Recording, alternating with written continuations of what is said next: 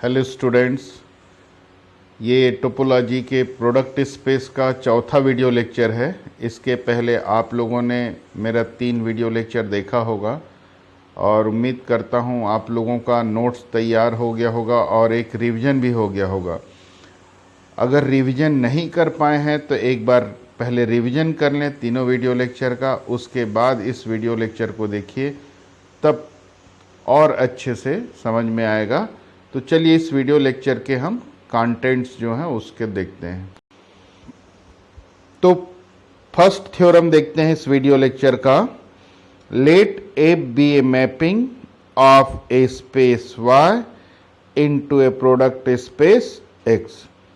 F एक mapping है space Y से प्रोडक्ट स्पेस एक्स में। Then F is continuous if the composition pi lambda OF from y to x lambda is continuous। ये जो पाई lambda mapping होता है उसको प्रोजेक्शन मैपिंग बोलते हैं। ये हमने पहले वीडियो लेक्चर में देख चुका है। तो f कंटिन्यूस है तो पाई लैम्डा OF भी कंटिन्यूस होगा। पाई लैम्डा OF कंटिन्यूस है तो f कंटिन्यूस है, ये प्रूफ करना। तो सबसे पहले हम एफ को कंटिन्यूस एज्यूम कर लेते हैं। एफ कहाँ से कहाँ, Y to product space X. अब पाई लेमडा के बारे में भी हम जानते हैं, लास्ट वीडियो लेक्चर में प्रूफ कर चुके हैं। पाई लेमडा भी कैसा फंक्शन होता है, कंटिन्यूस।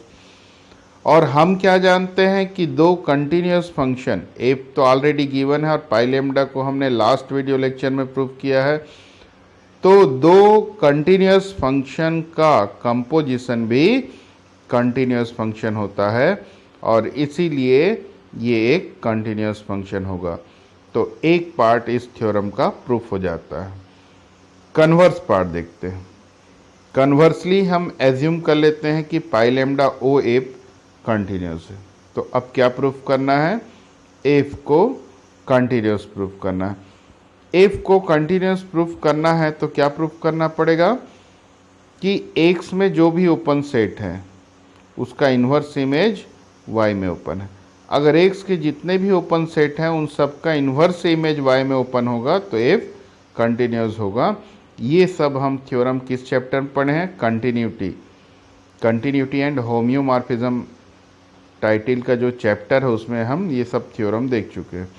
तो सबसे पहले हम बी स्टार का एक मेंबर लेते हैं और बी स्टार क्या होता है, सब बेस प्रोडक्ट स्पेस एक्स का।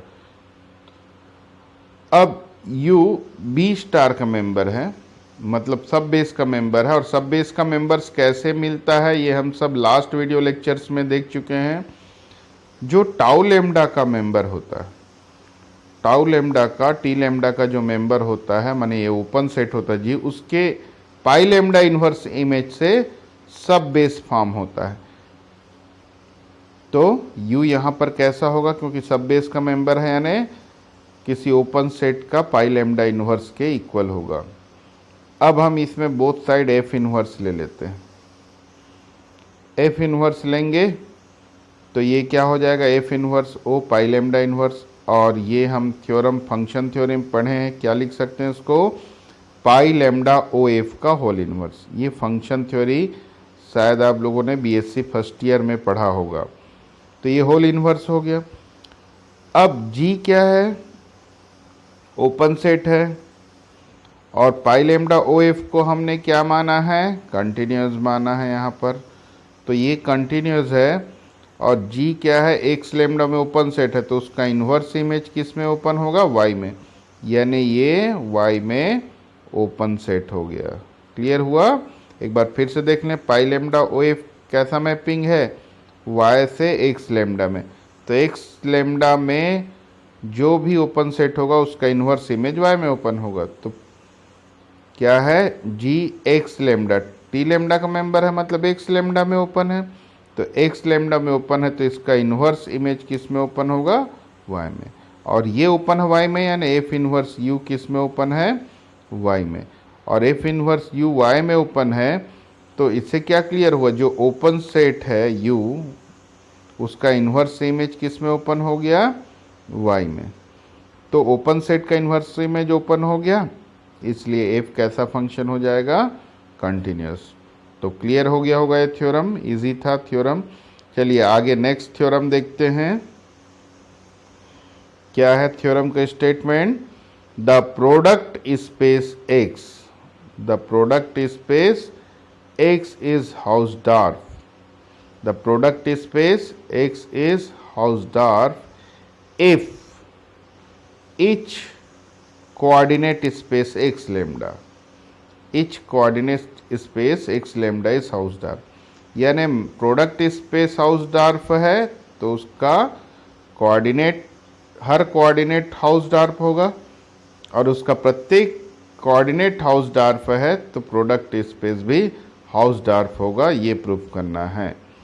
तो सबसे पहले हम क्या मान लेते हैं कि इसके हर एक कोऑर्डिनेट, इस प्रोडक्ट स्पेस का हर एक कोऑर्डिनेट क्या है, हाउसडार्फ है। तो क्या प्रूफ करना है कि वो स्पेस एक्स हाउसडार्फ होगा। अब हाउसडार्फ का क्या कॉन्सेप्ट है, कोई भी स्पेस को अगर हाउसडार्फ प्रूफ करना है, या हाउसडार्फ कब होता है, वो जब उसके कोई दो डिस्टिंक्ट एलिमेंट लें तो उनका कम से कम एक एक नेबरहुड ऐसा होना चाहिए जो आपस में डिसजॉइंट है। तो x को हाउसडार्फ प्रूफ करना है तो हम x के दो डिस्टिंक्ट एलिमेंट लेंगे, और क्योंकि x प्रोडक्ट स्पेस है इसलिए उसके मेंबर्स किस टाइप के होंगे, इस टाइप के टपल्स फॉर्म में, x लैम्डा और ये y लैम्डा टाइप का। x और y इक्वल नहीं है, इसका मतलब कम से कम इसका एक एक मेंबर आपस में इक्वल नहीं होगा, करस्पॉन्डिंग एक मेंबर, एटलीस्ट एक मेंबर इक्वल नहीं होगा। जैसे मान लीजिए x1 और y1 इक्वल है, x2 और y2 भी इक्वल है, तो x3 और y3 इक्वल नहीं होगा, या x4 और y4 इक्वल नहीं होगा। मतलब x1 y1 इक्वल है, x2 y2 के इक्वल है, x3 y3 के इक्वल है, x4 y4 के इक्वल है, तो एटलीस्ट कहीं न कहीं ये इक्वल नहीं होगा। तो सपोज एक्स म्यू और वाई म्यू इक्वल नहीं, यानी इसके म्यूएथ जो पोजीशन में कोऑर्डिनेट है वो आपस में इक्वल नहीं, क्योंकि ये आपस में इक्वल नहीं तो एटलीस्ट एक कोऑर्डिनेट इक्वल नहीं होगा। तो इसीलिए यहाँ for some mu belongs to lambda लिखा गया।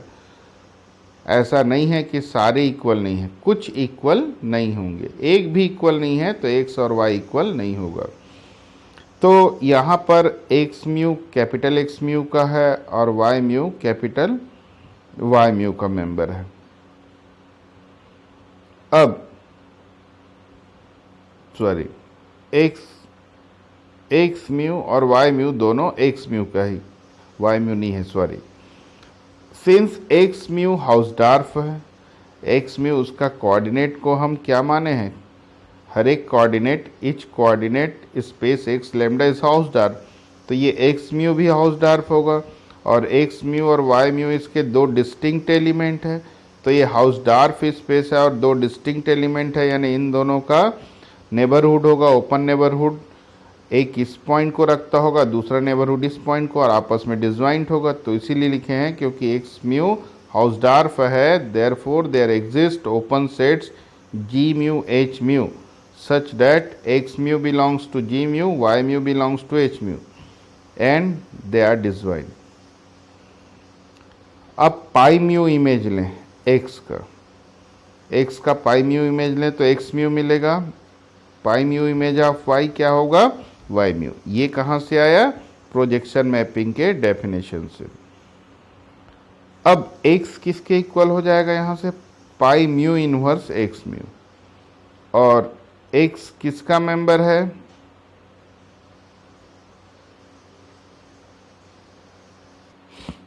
यहां पर देखिए x म्यू जी म्यू का एलिमेंट है, तो बोथ साइड हम पाई म्यू इनवर्स ले लें, तो pi mu inverse x mu किसका एलिमेंट होगा, पाई म्यू इनवर्स जी म्यू का, ये हो गया। और यहां से pi mu inverse x mu किसके इक्वल है, x, तो x belongs to pi mu inverse x mu belongs to pi mu inverse j mu. Clear हुआ, एक बार फिर से देखते हैं, ये दोनों तो क्लियर है पहले से। अब यहाँ पर पाई म्यू इनवर्स ले लें बोथ साइड, तो pi mu inverse x mu belongs to pi mu inverse ji mu. और pi mu inverse X mu किसके इक्वल है, यहाँ से एक्स, मतलब X belongs to pi mu inverse ji mu हो जाएगा। वैसी वाई किस में बिलोंग करेगा, pi mu inverse H mu में। ये हो गया।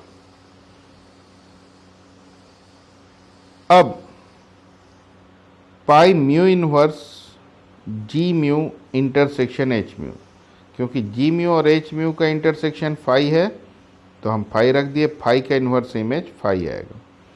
और इसको हम अलग अलग कर सकते हैं, pi mu inverse g mu intersection pi mu inverse h mu equal to phi. तो अब देखते हैं, क्या देखते हैं कि pi mu inverse g mu x को रखता है, pi mu inverse h mu y को रखता है, और दोनों आपस में डिसजॉइंट है। तो ये दोनों ओपन सेट हैं, क्योंकि पाई म्यू तो कैसा मैपिंग होता है, प्रोजेक्शन मैपिंग है जो कंटिन्यूस होता है, और ये ओपन सेट है, तो ओपन सेट का इन्वर्स इमेज क्या बनाएगा, ओपन। तो एक्स के लिए एक्स को रखने वाला एक ओपन सेट है और वाई को रखने वाला दूसरा ओपन सेट है, दोनों आपस में डिसजॉइंट हैं। और इससे क्या क्या क्लियर हुआ, एक्स हाउसडार्क, एक्स के हम दो डिस्टिंक्ट मेंबर लिए थे एक्स और वाई, और दोनों मेंबर्स को रखने वाला एक एक ओपन सेट मिला जो आपस में डिसजॉइंट हुआ, इसलिए एक्स हाउसडार्क हो गया। अब हम कन्वर्स पार्ट देखते हैं। प्रोडक्ट स्पेस एक्स को अब हाउसडार्क मान लेते हैं और उसके कंपोनेंट को हम क्या प्रूफ कर देंगे, हाउसडार्क। तो उसका एक कंपोनेंट एक्स म्यू को हाउसडार्क प्रूफ करना है, तो इसको हाउसडार्क प्रूफ करने के लिए क्या करेंगे, इसके दो डिस्टिंक्ट मेंबर ले लिए, ए म्यू और बी म्यू, दो मेंबर हैं जो डिस्टिंक्ट है। अब हम इन दोनों के लिए ओपन सेट लाएंगे जो डिसजॉइंट होंगे। तो अब हम x और y दो मेंबर ले लेते हैं x के, ऐसा लेते हैं कि सिर्फ उसका म्यूएथ कोऑर्डिनेट डिस्टिंक्ट है, बाकी कोऑर्डिनेट सेम है, सिर्फ उसका म्यूएथ कोऑर्डिनेट ये है। मतलब म्यूएथ कोऑर्डिनेट x का क्या है, a म्यू है, और y का म्यूएथ कोऑर्डिनेट b म्यू है। जो हम यहाँ पर a म्यू और b म्यू एज्यूम किए थे, ये उसी म्यूएथ कोऑर्डिनेट को हम यहाँ पर x और y का म्यूएथ कोऑर्डिनेट ले लिए। अब ये दोनों आपस में इक्वल नहीं है, ए म्यू मी म्यू, मतलब क्या हुआ, x और y का म्यूएथ कोऑर्डिनेट आपस में इक्वल नहीं। अगर x और y का एक कोऑर्डिनेट भी आपस में इक्वल नहीं है तो ये इक्वल नहीं होता। इससे क्लियर होता है x और y इक्वल नहीं है। अब x हाउसडार्क स्पेस है और इस हाउसडार्क स्पेस के ये दो डिस्टिंक्ट एलिमेंट हो गए, और दो डिस्टिंक्ट एलिमेंट है यानी एक एलिमेंट को रखने वाला एक ओपन सेट G होगा, दूसरे एलिमेंट को रखने वाला दूसरा ओपन सेट H होगा, और दोनों आपस में डिसजॉइंट होगा। तो अब क्या होगा, बेसिक ओपन सेट होगा, क्योंकि G प्रोडक्ट स्पेस में ओपन सेट है, और जो प्रोडक्ट स्पेस में ओपन सेट बेस का क्या डेफिनेशन होता है, हर ओपन सेट का सबसेट मौजूद होता है बेस में। तो इस ओपन सेट G का भी एक सबसेट मौजूद होगा प्रोडक्ट स्पेस में U, H का भी एक बेस में एक सबसेट मौजूद होगा V। मतलब U और V किसके एलिमेंट्स हैं, बेस के मेंबर। बेसिक ओपन सेट मतलब बेस के मेंबर्स हैं, क्योंकि बेस के भी मेंबर्स ओपन सेट ही होते हैं, इसीलिए उसको बेसिक ओपन सेट बोल रहे हैं। तो दोनों के एक एक बेसिक ओपन सेट सबसेट्स होंगे, और दोनों आपस में डिसजॉइंट होंगे, क्योंकि G और H डिसजॉइंट है तो उनके सबसेट्स तो डिसजॉइंट होंगे ही। अब इसका जो म्यूएथ कोऑर्डिनेट लेते हैं, इसका भी म्यूएथ कोऑर्डिनेट, तो ये दोनों म्यूएथ कोऑर्डिनेट क्या होगा, ये ए म्यू को रखेगा और ये बी म्यू को रखेगा, ऐसा हम मान सकते हैं, क्योंकि ये इसका म्यूएथ कोऑर्डिनेट, क्योंकि x किसका मेंबर है, u का, x u का मेंबर है, और इसका म्यूएथ कोऑर्डिनेट क्या है, a म्यू, तो ऑब्वियसली a म्यू क्या होगा, u म्यू में होगा। वैसे ही y का म्यूएथ कोऑर्डिनेट क्या है, b म्यू, तो इसके म्यूएथ कोऑर्डिनेट v म्यू में होगा वो। तो इस प्रकार u म्यू और v म्यू x म्यू के दो ओपन सेट हो गए, और एक a म्यू को रखता है और दूसरा बी म्यू को रखता है और ये डिसजॉइंट होगा। तो इस प्रकार हम जो दो डिस्टिंक्ट एलिमेंट लिए थे एक्स म्यू के, ए म्यू और वाई म्यू, या एक्स म्यू और वाई म्यू बोलें, ये इन दोनों के लिए दो ओपन सेट हुआ जो आपस में डिसजॉइंट है, और इससे क्या क्लियर होता है कि एक्स म्यू हाउसडॉर्फ है। तो इस थ्योरम का प्रूफ भी कंप्लीट हो जाता है। अब देखते हैं ये थ्योरम। ये थ्योरम का प्रूफ काफ़ी बड़ा है, इसका कन्वर्स पार्ट, लेकिन ये जो कन्वर्स पार्ट है आगे के थ्योरम्स में भी यूज़ होगा। इसका जो कन्वर्स पार्ट का प्रूफ है, इसका एक अल्टरनेट प्रूफ भी है जो इजी है, लेकिन मैं लेंदी प्रूफ को इसलिए बताया हूँ क्योंकि इसका जो प्रूफ है वो आगे के थ्योरम्स में भी यूज़ होने वाला है, और जो इसका शॉर्टकट प्रूफ दिया है कन्वर्स पार्ट का, उसका यूज़ नहीं होता है आगे। तो एक थ्योरम से कई थ्योरम बन जाएंगे, इसीलिए इसका कन्वर्स पार्ट थोड़ा सा मैं लेंदी कर दिया हूँ। तो खैर देखते हैं इस थ्योरम का स्टेटमेंट क्या है। The product space X is T1. The product space X is T1 if each coordinate space X lambda is T1. Product space T1 होगा if and only if each coordinate space X lambda is T1। अभी जो theorem proof किए sorry उसी pattern का है ये, उसमें हाउसडॉर्फ proof किए थे, इसमें T1। तो पहले हम इसका जो कोऑर्डिनेट स्पेस है एक्स लेमडा उसको T1 स्पेस मान लेते हैं।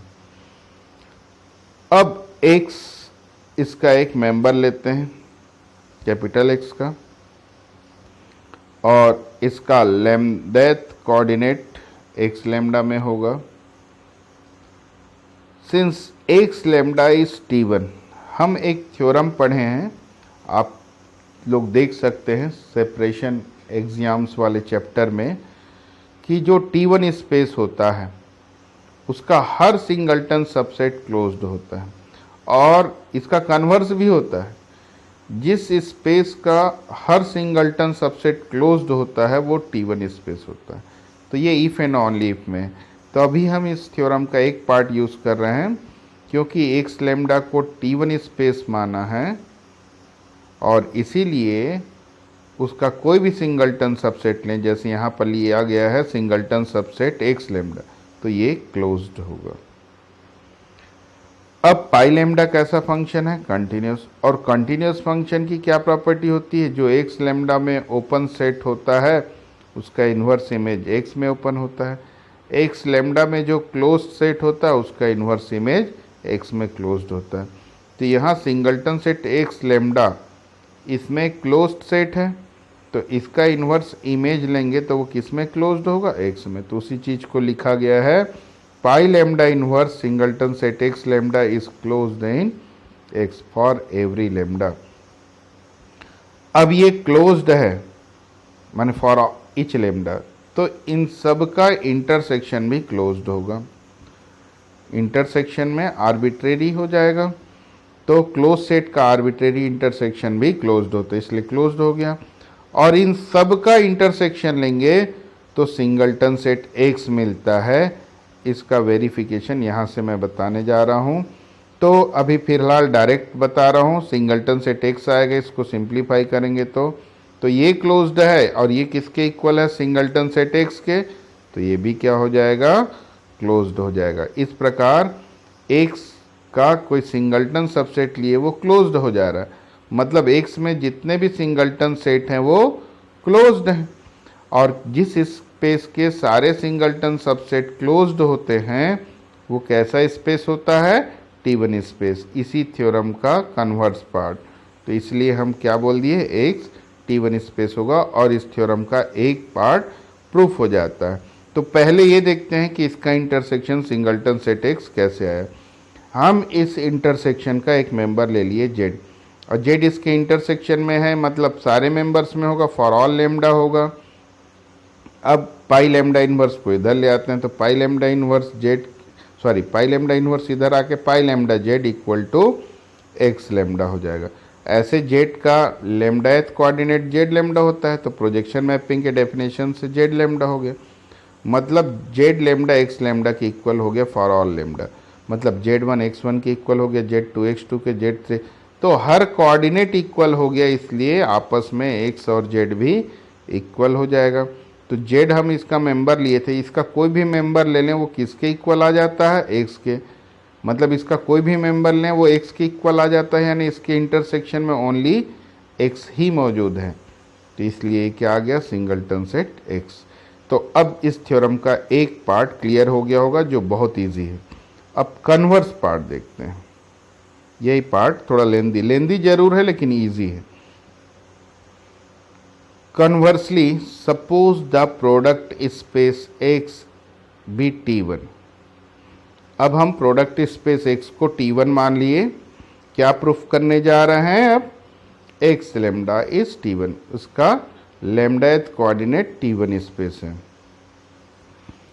तो इस थ्योरम को प्रूफ करने के लिए हम ये प्रूफ कर दें कि each coordinate space is homeomorphism to certain subspace of x.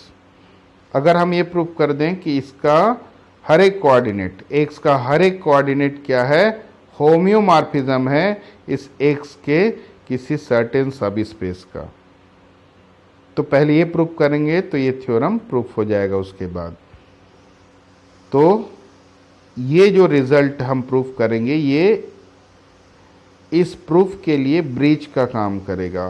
अब देखिए कैसे, ए एक फिक्स एलिमेंट ले लेते हैं एक्स का, ए एक्स का फिक्स प्रोडक्ट स्पेस का मतलब ये टपल्स के फॉर्म में होगा। अब कितने टपल्स होगा वो डिपेंड करेगा लैम्डा पे। अब हम एक्स का एक सबसेट ले लेते हैं ए म्यू। हम जिसकी बात कर रहे हैं, क्या बात कर रहे हैं यहाँ पर, क्या प्रूफ करेंगे, बोल रहे हैं कि इसका जो कोऑर्डिनेट स्पेस होता है वो एक्स के किसी सब स्पेस, एक सर्टेन सब स्पेस का से होम्योमॉर्फिक होता है, ये प्रूफ। तो पहले वो सब स्पेस हम लाना चाह रहे हैं, तो सब स्पेस हम यहाँ पर क्या मान रहे हैं, ए म्यू, और ए म्यू एक्स का सबसेट है। और कैसा सबसेट है, जो कैसे एलिमेंट्स को रखता है, इस एक्स टाइप के, क्योंकि ए म्यू क्या है, प्रोडक्ट स्पेस का सबसेट है, यानी इसके भी मेंबर्स जितने टपल्स वाले होंगे इसके भी मेंबर्स उतने टपल्स वाले होंगे, तो ए म्यू के मेंबर्स भी टपल्स वाले होंगे। लेकिन ये कैसे होंगे, इसको हम स्पेशल टाइप का डिफाइन करते हैं कि इसका हर मेंबर, इसका जो हर कोऑर्डिनेट है उसकी, इसके हर कोऑर्डिनेट के इक्वल होगा, एक्सेप्ट किसको छोड़कर, म्यूएथ कोऑर्डिनेट को छोड़कर, क्योंकि ए म्यू लिख रहे हैं मतलब इसका म्यूएथ कोऑर्डिनेट और इसका म्यूएथ कोऑर्डिनेट अलग अलग हो। इसके बाकी मेंबर्स जो हैं, इसके बाकी कोऑर्डिनेट्स एक ही कोऑर्डिनेट्स लिए जाएंगे। जैसे एक एग्जांपल लेते हैं, ये x1 किसके इक्वल होगा, ए म्यू की वैल्यू सपोज हम ले लेते हैं 6, ए6 में कैसा मेंबर होगा, देखें a1, क्योंकि x1 a1 के इक्वल है, क्योंकि म्यू को 6, जब लेमडा 6 के इक्वल नहीं है, मतलब 1 2 3 4 5 है, तो वो a1 a2 a3 a4 5 के इक्वल होगा। तो x1 a1 के इक्वल है, x2 a2 के इक्वल है, x3 a3 के इक्वल है, x4 a4 के इक्वल है, x4 a5 के इक्वल है, लेकिन x6 a6 के इक्वल नहीं होगा, क्योंकि म्यू की वैल्यू हम यहाँ 6 लिए हैं। उसके बाद के फिर एलिमेंट्स इसी के इक्वल है। अब x7 a7 के इक्वल है, x8 8 के इक्वल। सिर्फ इसका जो म्यूएथ कोऑर्डिनेट है वो इससे अलग होगा, इसके म्यूएथ, बाकी इसके सारे कोऑर्डिनेट इसी के जैसे होंगे, इसका मतलब ये।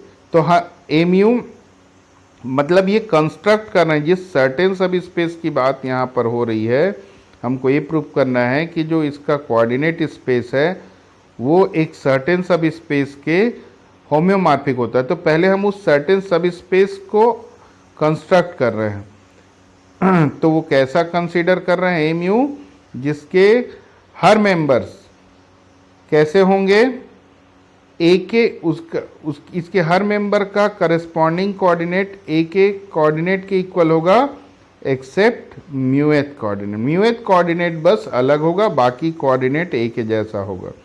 इस प्रकार ए म्यू के मेंबर्स होंगे। अब अब हम जी म्यू, अब एक क्या हो गया, ए म्यू एक्स का सबसेट हो गया। तो एक्स से एक्स लेमडा में, एक्स से एक्स म्यू में बोल सकते हैं। एक्स से एक्स म्यू में कौन सा मैपिंग होता है, प्रोजेक्शन मैपिंग पाई म्यू। ध्यान रखिए, पाई म्यू क्या होता है, प्रोडक्ट स्पेस एक्स से एक्स म्यू में डिफाइन एक मैपिंग होता है जो कंटिन्यूस होता है। तो एक्स का सबसेट ए म्यू है, तो ए म्यू से अगर हम एक्स म्यू में कोई मैपिंग डिफाइन करें तो वो इस मैपिंग का रेस्ट्रिक्शन होगा। हम मतलब जी म्यू कैसा मैपिंग लेते हैं, इसके सबसेट से एक्स म्यू में लेते हैं और रेस्ट्रिक्शन ले रहे हैं। रेस्ट्रिक्शन का मतलब मैं लास्ट वीडियो लेक्चर में पहले ही बता चुका हूँ। रेस्ट्रिक्शन का मतलब ये है जैसे पाई म्यू एक्स से एक्स म्यू में डिफाइन होता है और जी म्यू को ए म्यू से एक्स म्यू ले रहे हैं। तो ये रेस्ट्रिक्शन कब होगा, जब पाई म्यू को भी ए म्यू से एक्स म्यू में लें तो जी म्यू के जैसा बिहेव करेगा। जो ए म्यू के मेंबर का इमेज जी म्यू बनाएगा वही इमेज पाई म्यू भी ए म्यू के मेंबर्स का बनाएगा। मतलब जी म्यू और पाई म्यू में कोई अंतर नहीं होगा जब वो ए म्यू में डिफाइन होगा, तो इसको रेस्ट्रिक्शन बोलते हैं।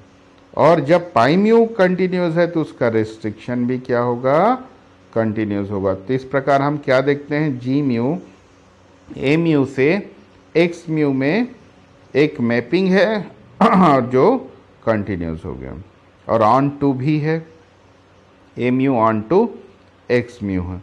तो इस प्रकार ये जो रेस्ट्रिक्शन डिफाइन किए हैं जी म्यू, जो उसके सभी स्पेस से एक्स म्यू में डिफाइन किए हैं, वो कैसा हो गया, कंटिन्यूस और ऑन टू हो गया। अब इसको होम्योमॉर्फिज्म, यही तो प्रूफ करना है यहाँ पर। जो हम टारगेट रखे हैं, क्या टारगेट रखे हैं कि कोऑर्डिनेट स्पेस होम्योमॉर्फिक होता सर्टेन स्पेस के। तो कोऑर्डिनेट स्पेस यहाँ पर कौन सा ले रहे हैं, एक्स म्यू, और इसका सब स्पेस क्या ले रहे हैं, ए म्यू। तो ए म्यू और एक्स म्यू के बीच ये मैपिंग डिफाइन, इसको होम्योमॉर्फिज्म प्रूफ कर दें तो जो हमारा टारगेट है वो प्रूफ हो जाएगा।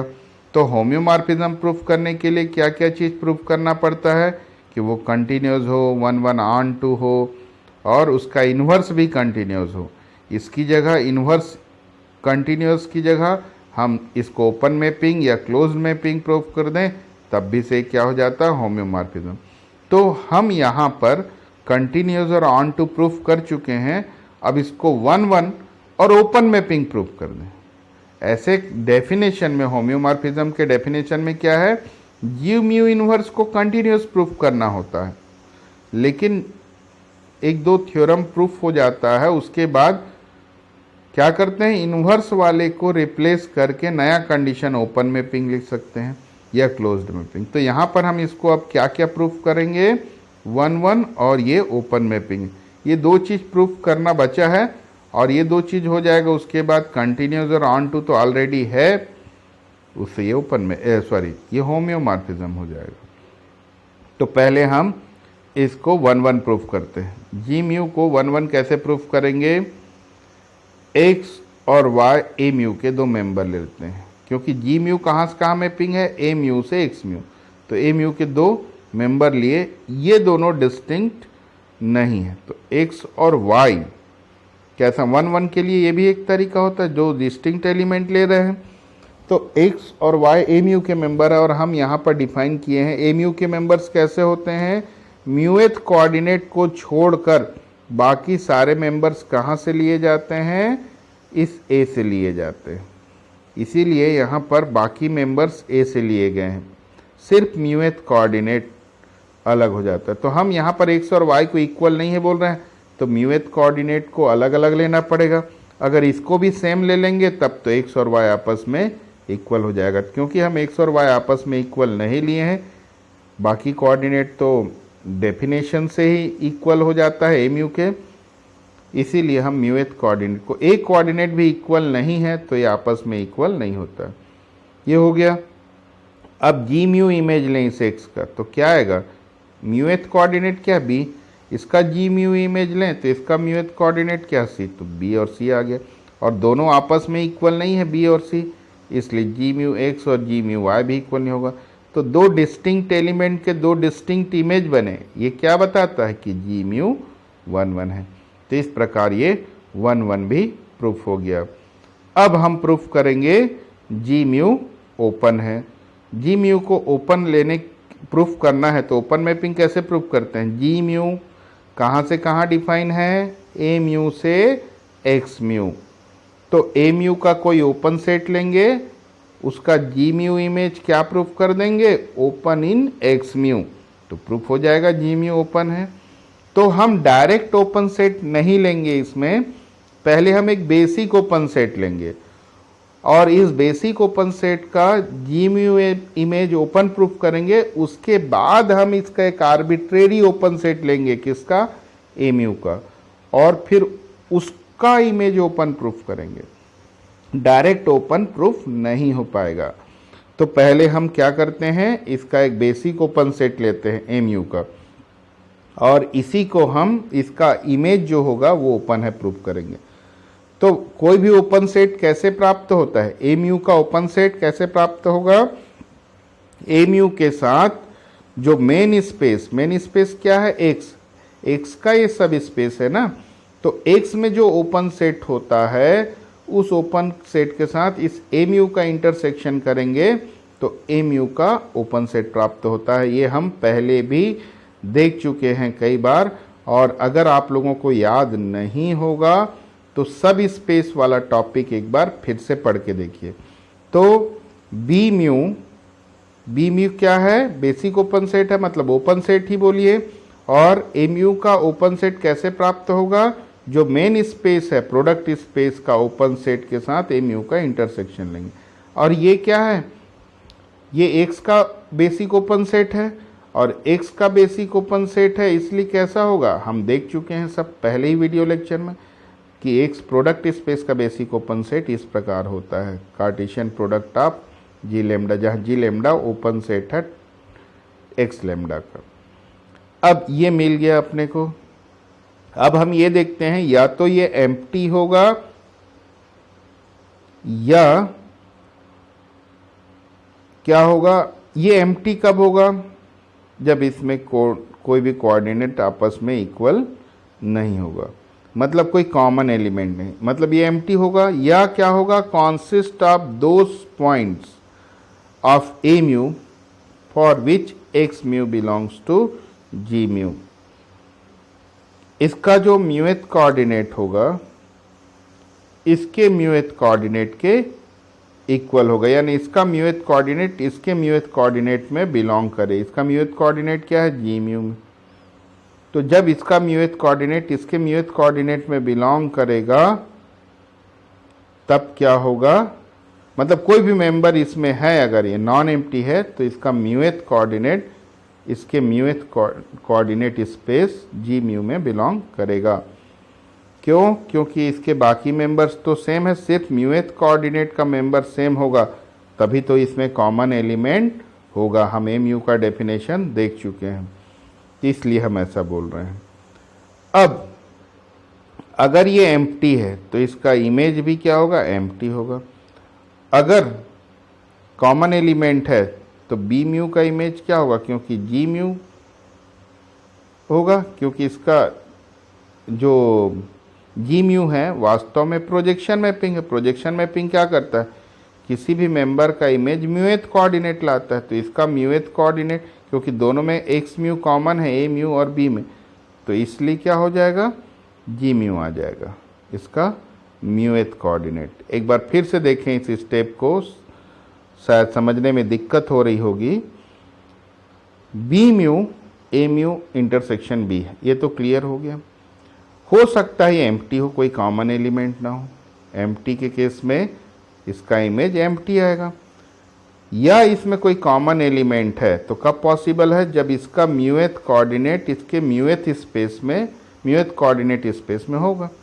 और उस केस में इसका अगर इमेज लें, क्योंकि जी म्यू मतलब प्रोजेक्शन मैपिंग, प्रोजेक्शन मैपिंग मतलब इसका म्यूएथ कोऑर्डिनेट स्पेस, तो इसका म्यूएथ कोऑर्डिनेट स्पेस जी म्यू है, इसका भी जी म्यू हो जाएगा क्योंकि कॉमन है दोनों में, एक्स म्यू इसमें भी और इसमें भी, इसीलिए इमेज जी म्यू आया। तो जी म्यू भी तो ओपन है, फाई भी ओपन है, मतलब बी म्यू ओपन था, बेसिक ओपन था, उसका इमेज दोनों ही केस में ओपन प्राप्त हुआ। तो बेसिक ओपन सेट का इमेज ओपन मिल रहा है यानी जी म्यू ओपन हो गया। लेकिन हम जी म्यू को यूनिवर्सली ओपन नहीं बोल सकते, ये तो सिर्फ बेसिक ओपन सेट का ओपन इमेज बनाया है। अब हम एक आर्बिट्रेरी ओपन सेट लेंगे, उसका ये इमेज ओपन बनाएगा, तब जाके प्रूफ होगा कि ये यूनिवर्सली ओपन मैपिंग है। तो इसके लिए हम एक आर्बिट्रेरी ओपन सेट ले लिए एमयू का। फिर कोई भी ओपन सेट क्या होता है, हम जानते हैं बेस के डेफिनेशन से कि कोई भी ओपन सेट लें वो बेस के कुछ मेंबर्स का यूनियन होता है।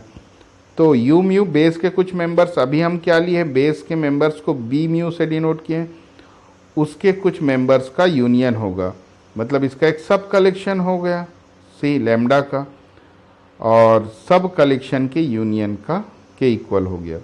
अब इसका जी म्यू इमेज लें, तो G mu image of union of B mu, union बाहर आ गया, जी म्यू अंदर चला गया, और अभी हमने प्रूफ किया ये ओपन सेट होता है। इसीलिए पहले हम इसको प्रूफ करके रखे, ये ओपन सेट है, ओपन सेट का यूनियन क्या होता है, ओपन होता है, मतलब यू म्यू का जी म्यू इमेज ओपन होता है। तो अब हम बोल सकते हैं कि कोई भी ओपन सेट का ये इमेज क्या बना रहा है, ओपन, इसलिए यू म्यू ओपन मैपिंग हो गया। तो हम प्रूफ कर दिए कि u mu open, g mu open mapping हो गया। अब जी म्यू क्या है, ए म्यू से एक्स म्यू में डिफाइन था, 1 ऑन टू कंटिन्यूस और ओपन मैपिंग हो गया, इसलिए जी म्यू क्या हो गया, होम्योमॉर्फिज्म हो गया। तो होम्योमॉर्फिज्म हो गया, और ए म्यू क्या होगा, T1 स्पेस, क्यों होगा, T1 स्पेस का सब स्पेस T1 होता है। तो ये क्या है, एक्स का सब स्पेस था, एक्स T1 माने थे, इसलिए ए म्यू भी T1 स्पेस हो गया, और ये T1 स्पेस है तो उसका होम्योमॉर्फिक इमेज भी T1 होता है। ये हम सब पढ़ चुके हैं प्रॉपर्टीज़ में, ये सेपरेशन एग्जाम जहाँ T1 स्पेस T2 स्पेस ये सब स्पेस पढ़े हैं, वहीं पर ये थ्योरम आप लोगों को मिल जाएगा कि T1 स्पेस का होम्योमॉर्फिक इमेज भी T1 होता है। इससे क्या हो गया, एक्स म्यू T1 स्पेस हो गया, और ये थ्योरम का प्रूफ कंप्लीट हो गया। तो इस वीडियो लेक्चर में इतना ही था, इसका नोट्स तैयार कर लीजिए और बुक से भी एक बार इसको ज़रूर स्टडी कीजिए। इस वीडियो लेक्चर में जो भी थ्योरम्स बताया हूँ या उससे और रिलेटेड एग्जाम्पल्स अगर आपकी बुक में मिलते हैं तो उसको भी स्टडी करिए और नोट्स में शामिल करिए। मैं नेक्स्ट वीडियो लेक्चर जल्द ही लेकर आऊँगा। Thank you.